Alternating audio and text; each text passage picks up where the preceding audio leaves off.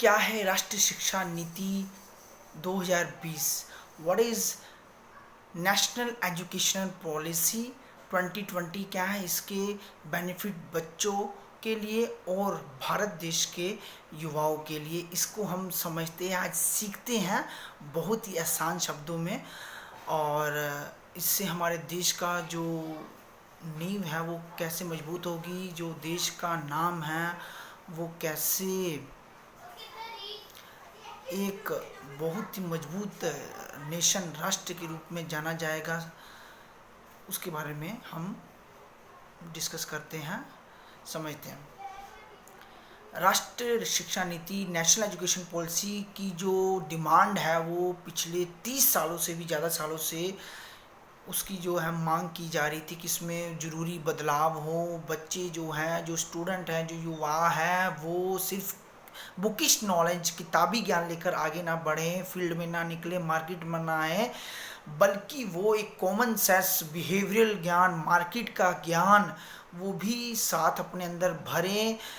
पैसा तो कोई भी मेहनत करके कमा लेगा, कम या ज़्यादा, परंतु जो एक देश के लिए कुछ करना होता है, राष्ट्र के लिए कुछ करना होता है, अपने सोसाइटी समाज के लिए कुछ अच्छा, ग्रेट, महान करना होता है, उसके लिए जो है बिहेवियर, जो ज्ञान है, जो कॉमन सेंस है, जो एक मोरल करेक्टर जो होता है, जिसको हम कहते हैं कि उत्तम उत्तम मनोविज्ञान या उत्तम आपका व्यवहारिक ज्ञान, वो होना बहुत ज़रूरी है। तो अब जो नेशनल एजुकेशन पॉलिसी, उसमें इसी बात पे दिया गया है कि मोरल कैरेक्टर, जो मोरल पावर है युवाओं की, उसको बढ़ाया जाए, मजबूत किया जाए। पहले जो शिक्षा नीति थी उसको हम कहते थे 10+2, नर्सरी से 10th, 10+, फिर 2, फिर ग्रेजुएशन, पोस्ट ग्रेजुएशन। अब शिक्षा नीति के फ्रेमवर्क में जो है बहुत बड़ा जो है बदलाव किया गया है। अब जो शिक्षा नीति है वो है आपकी पहले 3 साल जो है प्ले पेन के हैं, प्री नर्सरी जिसको कहते हैं, और आंगनवाड़ी में 3 साल। उसमें बच्चे को बैठना, उठना, बच्चों से दोस्ती करना, आपस में टीचर, क्लासरूम, सबसे जो इन्वायरमेंट है उससे फ्रेंडली होना, उसको जानना, समझना। और फिर आपका जो है 2nd क्लास तक ऐसे ही, दूसरी कक्षा से। फिर 3री से 5वीं तक आपका रीडिंग, राइटिंग, स्पीकिंग, सब ये स्किल्स जो है, कम्युनिकेशन स्किल्स, वो सीखना। उसके बाद 6 से 8 का जो मिडिल लेवल जो क्लासेस हैं उसमें आपको science, social science, social studies वगैरह जो है, आपको वो बच्चों को जो जरूरी सब्जेक्ट हैं उसका ज्ञान करवाना, उनकी नॉलेज देना, उनको प्रैक्टिकल में लाना। और एक बहुत ही इम्पोर्टेंट चीज़ जो नेशनल एजुकेशन पॉलिसी 2020 में की गई है वो ये है कि 6 क्लास से आप इंटर्नशिप कर सकते हैं इंडस्ट्रीज़ में, कंपनीज़ में, आप प्रैक्टिकल नॉलेज ले सकते हैं। और सबसे जरूरी जो सॉफ्टवेयर मेकिंग जो एबिलिटी है, स्किल्स है, वो सीख सकते हैं, कोडिंग सीख सकते हैं, आप ट्रेनिंग ले सकते हैं। और इससे जो कंपनियों को है, इंडस्ट्री को है, भारत की, इंडिया की बहुत बेनिफिट मिलेगा। वो बच्चों को अपने अनुसार, युवाओं को अपने अनुसार तैयार कर सकेंगी, उनको ट्रेनिंग दे सकेंगी, उनमें स्किल्स को जो है वो डेवलप कर लेंगी। और इससे जो नौजवान है आफ्टर +2 ग्रेजुएशन, पोस्ट ग्रेजुएशन, उस कंपनी के लिए, प्रॉपर फील्ड के, इंडस्ट्री के लिए तैयार होकर निकलेगा, जिसमें भी उसका इंटरेस्ट है, जिसको भी वो खुश होकर वो उस कार्य को प्यार से करता है। और चीज़ है उसके बाद 9 से लेके 12 को 4 सालों की जो पढ़ाई है वो जो बांटी गई है सेमेस्टर सिस्टम में। और इसके दौरान जो आपका आर्ट्स का स्टूडेंट है और साइंस का स्टूडेंट है, मेडिकल, नॉन मेडिकल लगा, उसमें जो बाउंड्री होती थी सब्जेक्ट की वो ख़त्म कर दी गई है। एक आर्ट्स का स्टूडेंट साइंस का भी सब्जेक्ट पढ़ सकता है, एक और साइंस का जो स्टूडेंट है वो आर्ट्स का भी कोई सब्जेक्ट ले सकता है अपनी इच्छा के अनुसार, अपनी डिज़ायर के अनुसार। और आफ्टर ग्रेजुएशन जब वो तैयार होता है तो उसको एक अपने फील्ड का तो ज्ञान होगा ही होगा, साथ में उसको एक अलग जो फील्ड है, जो अलग उसका भी ज्ञान हो सकता है। तो उसके लिए एक बहुत ही एक्स्ट्रा करिकुलर उसको बेनिफिट बोला।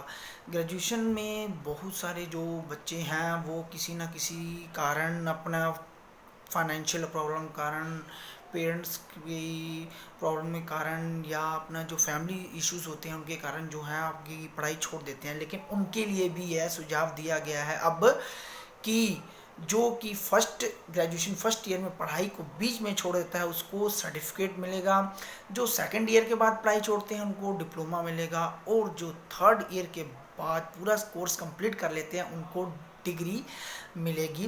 तो इसका बहुत ही बेनिफिट है आपको। और बच्चों में जो रिपोर्ट कार्ड सिस्टम होता है स्कूलिंग सिस्टम को, उसमें बदलाव करके ग्रेड सिस्टम किया गया है, और उस ग्रेड सिस्टम में आपके एक्स्ट्रा करिकुलर एक्टिविटीज़ प्लस जो स्किल्स हैं, प्रैक्टिकल स्किल्स हैं, उनको भी ऐड किया गया है। सिर्फ किताबी ज्ञान के नंबरों के आधार पर किसी की योग्यता, किसी की एबिलिटी, टैलेंट को मापा नहीं जाएगा। अब उसके साथ उसका टैलेंट, जो एक्स्ट्रा करिकुलर एक्टिविटीज़ हैं, स्किल्स हैं, उसको भी देखा जाएगा और निखारा जाएगा। इस पे ध्यान देना है, यही मेन मकसद है। और जो स्कूल्स, कॉलेज, यूनिवर्सिटीज़ में जो टीचर्स हैं, लेक्चरार्स हैं, प्रोफेसर्स हैं, उनकी जो एकेडमिक बैकग्राउंड है उस पर पूरा ध्यान दिया जाएगा। उनका जो टेस्ट अच्छे से लिया जाएगा, पास होने के बाद उनको जो है टीचर्स को मौका दिया जाएगा, लेक्चरर को कॉलेज में, यूनिवर्सिटी में, स्कूल में पढ़ाने का, ताकि वो एक अच्छे युवाओं को तैयार कर सकें अच्छे राष्ट्र निर्माण के लिए, अच्छे ग्रेट नेशन की बिल्डिंग के लिए।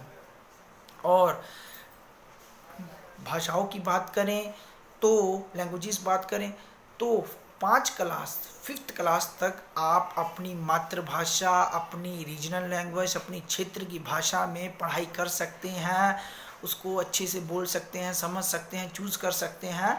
इससे ये होगा आपको कि जो बच्चा है अपनी रीजनल लैंग्वेज, जो मातृभाषा है, उसको जल्दी से जल्दी अडेप्ट करता है, सीखता है, उसको वो भाषा आसानी से समझ में आ जाती है, और वो उस भाषा में, क्षेत्रीय भाषा में आसानी से अपने जो विचार प्रकट करता है, उन विचारों को एनालिसिस करता है, और रिसर्च भी आसानी से कर सकता है। तो इसका युवाओं को बहुत बेनिफिट मिलने वाला है इस नई शिक्षा नीति, नेशनल एजुकेशन पॉलिसी 2020 से।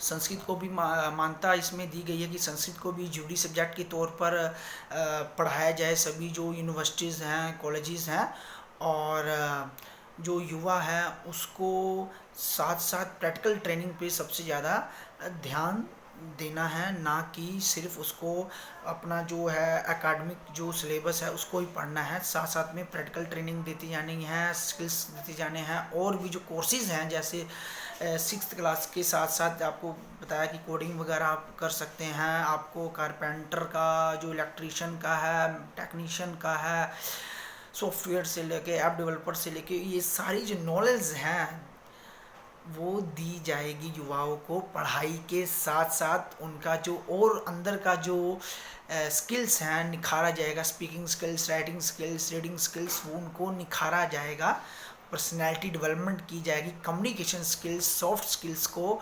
डेवलप किया जाएगा। इस पर हमारे भारत देश, इंडिया के जो पॉलिसी लागू हुई है उस पर फोकस किया जा रहा है। और आशा हम सभी इंडियंस, भारतीय आशा करते हैं कि इस नई शिक्षा नीति से, इस नेशनल एजुकेशन पॉलिसी से हम सभी देशवासियों, खास करके युवाओं को बहुत लाभ मिलेगा, यही आशा हम करते हैं।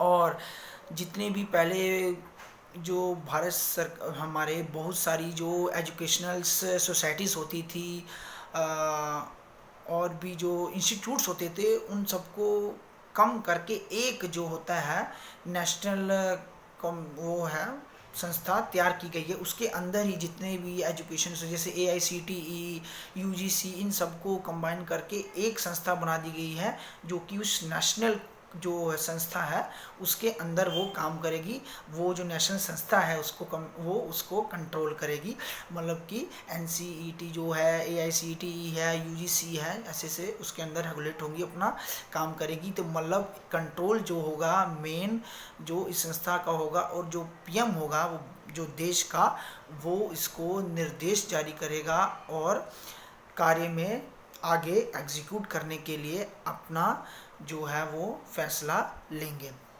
आशा करते हैं आपको ये वीडियो बहुत पसंद आई होगी, और आपने जो है इससे बहुत कुछ सीखा होगा कि नए नेशनल एजुकेशन पॉलिसीज़ हमको क्या क्या युवाओं को फ़ायदा है।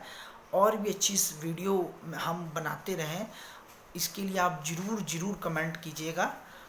और जो वीडियो है, जो ज़रूरतमंद जो बच्चे हैं उनको शेयर ज़रूर कीजिएगा ताकि उनको हेल्प मिल सके पढ़ाई में, उनको करियर बनाने में, उनको सेल्फ डिपेंडेंट बनने में, सोलोप्reneur बनने में हेल्प मिल सके। ये वीडियोस के लिए ज़रूर शेयर कीजिएगा। किसी एक की भी ज़िंदगी बन जाती है, अच्छी बन जाती है, वो सेल्फ डिपेंडेंट बन जाता है बच्चा, तो इससे हमारा जो चैनल है, जो हमारा मिशन है वो पूरा होता है।